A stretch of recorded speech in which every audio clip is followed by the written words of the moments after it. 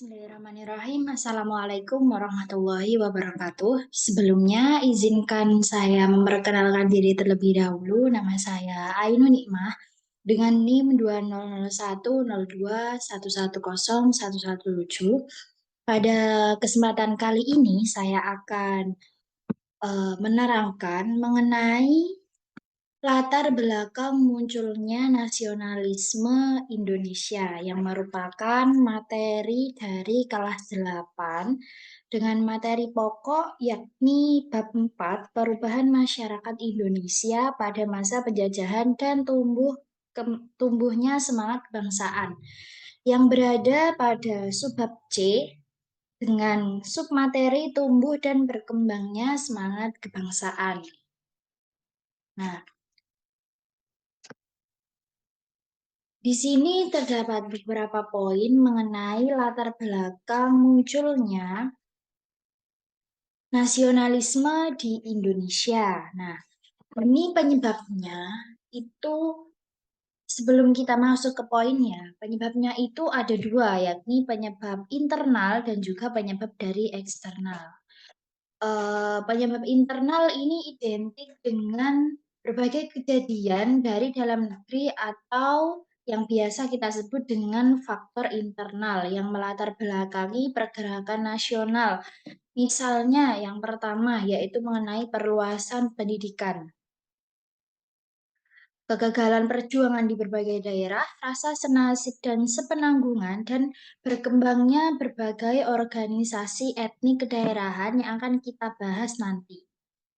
Kemudian ada juga faktor yang kedua, yakni mengenai faktor eksternal, yaitu faktor yang disebabkan dari luar Indonesia yang melatar belakangi terjadinya pergerakan nasional.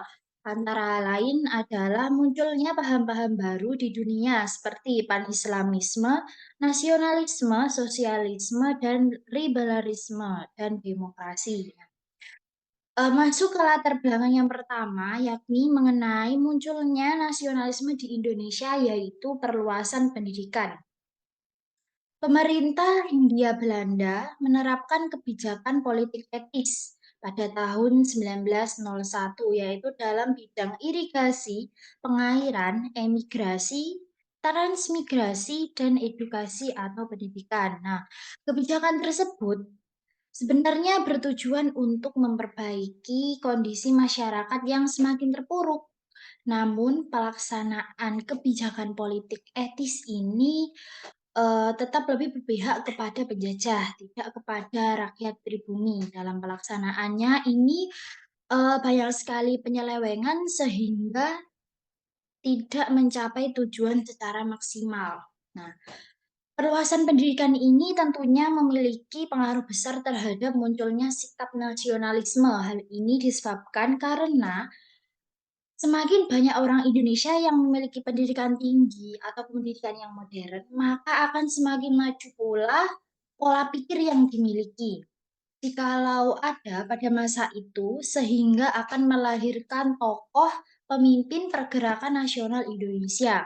Karena seseorang yang berpendidikan tinggi, mereka akan cenderung memiliki pola pikir yang luas. Nah, kemudian di sini dijelaskan bahwa terdapat tiga eh,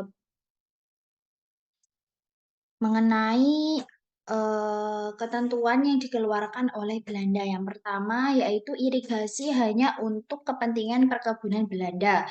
Yang kedua, emigrasi atau transmigrasi. Perlu diketahui bahwa emigrasi ini merupakan perpindahan penduduk dari suatu negara ke negara lain. Kemudian jikalau transmigrasi ini perpindahan penduduk dari suatu wilayah yang padat ke wilayah yang lebih longgar, tetapi ini lebih identik kepada perbedaan pulau. Nah, yaitu hanya untuk mengirim orang-orang Jawa ke luar Jawa guna dijadikan buruh perkebunan dengan upah yang murah. Maka mereka ini bukan termasuk dalam aspek kerja rodi, tapi mereka termasuk buruh yang diupah namun dengan upah yang sangat murah. Kemudian yang ketiga, yakni mengenai pendidikan hanya sampai tingkat rendah yang bertujuan untuk memenuhi pegawai rendahan. Pendidikan tinggi hanya untuk orang Belanda dan sebagian anak pejabat. Maka di sini sangat terlihat sekali terdapat diskriminasi mengenai ter, ter dalam pendidikan, maksudnya ketika seorang yang, notabene rakyat jelata, mereka tidak boleh mengenyam pendidikan tinggi, sehingga yang boleh mengenyam pendidikan tinggi hanyalah anak pejabat atau dari orang Belanda. Nah, kemudian di sini dijelaskan, Ki Theodor van de Venter merupakan seorang tokoh yang telah menuangkan kritiknya dalam majalah yang berjudul In Erasure atau Debt of Honor, yaitu hutang budi atau hutang kehormatan. Di sini memang terdapat, perbedaan yang signifikan antara orang yang berpendidikan dengan orang yang tidak memiliki pendidikan.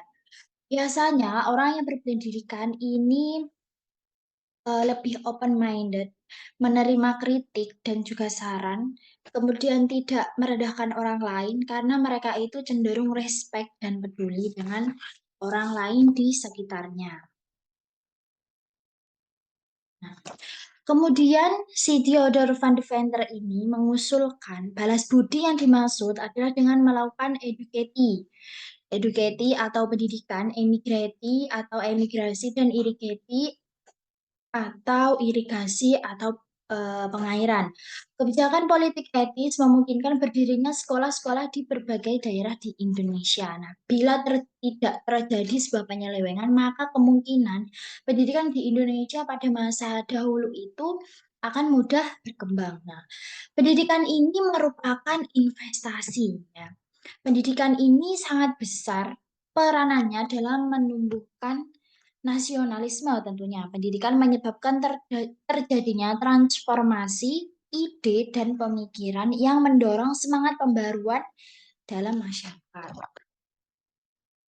Oke, selanjutnya yakni mengenai kegagalan perjuangan di berbagai daerah. Seperti yang kita tahu, dalam materi perlawanan kolonialisme dan imperialisme, terdapat banyak sekali kegagalan kegagalan penyerangan yang dilakukan oleh pejuang Indonesia. Hal ini, dipicu karena, kita bisa kembali ke poin yang pertama mengenai kurangnya pendidikan.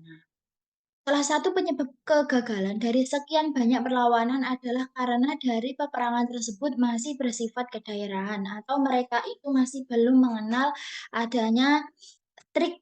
Nah, trik itu bisa dipelajari pula ketika seseorang itu banyak belajarnya atau banyak pengalaman juga. Yang pola perlawanan mereka itu masih dipicu oleh faktor keyakinan atau istiadat atau bisa dibilang mereka itu memiliki pengetahuan minim atau hanya, tahu ketika mereka itu, seperti ketika berburu dan yang lainnya. Nah, kurangnya pengetahuan serta strategi sehingga mudah dikalahkan. Dan juga pada perlawanan kedaerahan kemarin itu banyak dari mereka yang mudah terhasut atau mudah dibohongi oleh penjajah ketika mereka diiming-imingi oleh sesuatu hal yang baik, maka mereka akan mudah, percaya karena mereka kurangnya pengalaman dan juga kurangnya pengetahuan. Nah, memasuki abad ke-20 ini, corak perjuangan bangsa Indonesia berubah dari bersifat kedaerahan menuju perjuangan yang bersifat nasional. Bangsa Indonesia menemukan identitas kebangsaan sebagai perekat perjuangan bersama. Paham kebangsaan atau nasionalisme telah tumbuh dan menjelma menjadi sarana perjuangan yang sangat kuat. Nah, ini. Kemudian, yang ditandai dalam momentum penting yakni Sumpah Pemuda yang diperingati setiap tanggal 28 Oktober, yang lahir pada tahun 1928. Selanjutnya yaitu mengenai rasa senasib dan sepenanggungan. Perluasan kekuasaan Barat di Indonesia telah memenuhi perubahan politik, ekonomi, sosial, Bangsa Indonesia. Tekanan pemerintah Hindia Belanda pada bangsa Indonesia telah memunculkan perasaan kebersamaan rakyat Indonesia sebagai bangsa terjajah. Hal inilah yang mendorong tekad bersama untuk menghimpun kebersamaan dalam pergerakan kebangsaan Indonesia. Penjajah dan perlakuannya yang tidak selayaknya memperlakukan manusia ini membuat rakyat Indonesia sangat membenci penjajah. Oleh karena merasakan penderitaan dan kesengsaraan yang sama, maka rakyat Indonesia ini bersatu untuk melawan penjajah. Ya, ini bisa kita lihat saja ketika para penjajah ini misalnya menjajah rakyat Jawa, rakyat Sumatera, rakyat Kalimantan, maka mereka otomatis akan merasakan hal yang sama, penderitaan yang sama, tekanan yang sama. Maka dari itu, dari situ mereka itu paham, menganalisis, dan memutuskan bagaimana cara untuk melawan mereka. Karena mereka itu merasa senasib. Nah, senasib, mengapa saya eee, dijajah? Kemudian mereka bermusyawarah untuk, menyusun rencana, menyusun strategi agar bisa, mengusir penjajah, kemudian untuk mendeklarasikan sebuah kemerdekaan. Selanjutnya yakni mengenai perkembangan organisasi etnis, kedaerahan, dan keagamaan. Nah, organisasi pergerakan nasional itu tidak muncul begitu saja. Awalnya, organisasi yang berdiri di Indonesia adalah organisasi etnis atau kedaerahan dan juga organisasi keagamaan. Berbagai organisasi tersebut sering melakukan pertemuan hingga muncul ide untuk meningkatkan diri dalam organisasi yang bersifat nasional. Nah, organisasi etnis ini banyak didirikan para pelajar perantau di kota-kota besar. Mereka membentuk sebuah perkumpulan berdasarkan latar belakang etnis. Contohnya mereka dari Jawa. Nah, mereka berkumpul untuk membentuk organisasi pemuda Jawa. Kemudian yang mereka dari Sumatera membentuk sebuah organisasi yang isinya itu perkumpulan pemuda dari Sumatera dan lain sebagainya. Beberapa contoh antara lain Serikat Pasundan serta perkumpulan kaum Betawi yang dipelopori oleh Haji Husni Tamrin. Nah, di sini selain organisasi etnis, muncul juga beberapa organisasi kedaerahan. Yang pertama yakni Trikoro Darmo, Jong Java, dan Jong Sumatranen Bon.